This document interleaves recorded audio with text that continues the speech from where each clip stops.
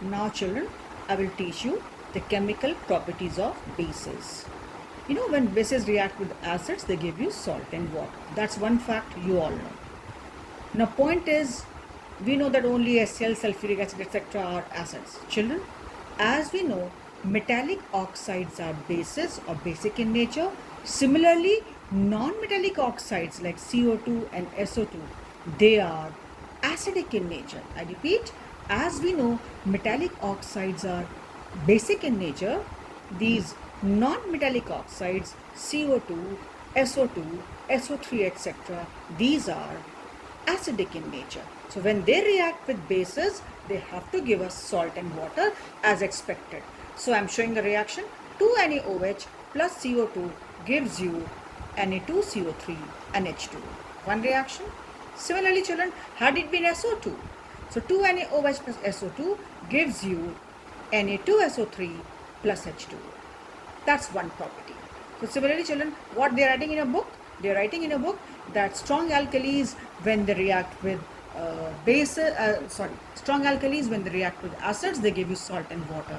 Or your book says it's used to, bases are used to absorb CO2 gas from atmosphere. Reason being, this CO2 will combine with the base. Had it been NaOH or KOH, and the reaction will go like this.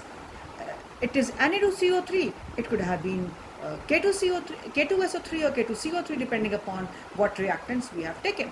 So this is one may ask you what happens when CO2 gas is passed through NaOH solution. Give the reaction. So pass through means it is reacting.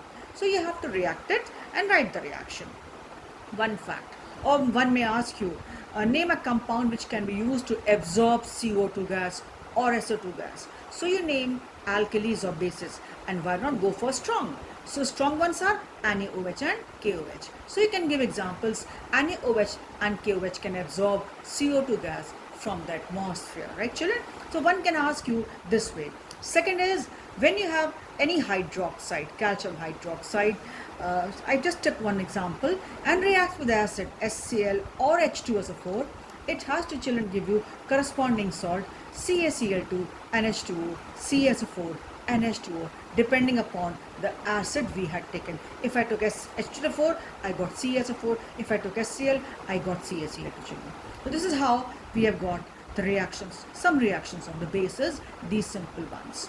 So if they ask you, name the compound which can be used to absorb CO2 gas or SO2 gas from the surrounding, you can show it to it. I mean, you can write NaOH and KOH, and you can even show the reactions, how the salts are formed.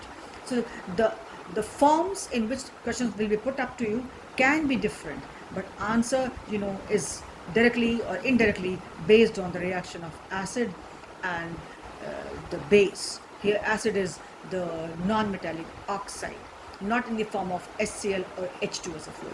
And you see how the reaction took place and how water was formed in all the reactions.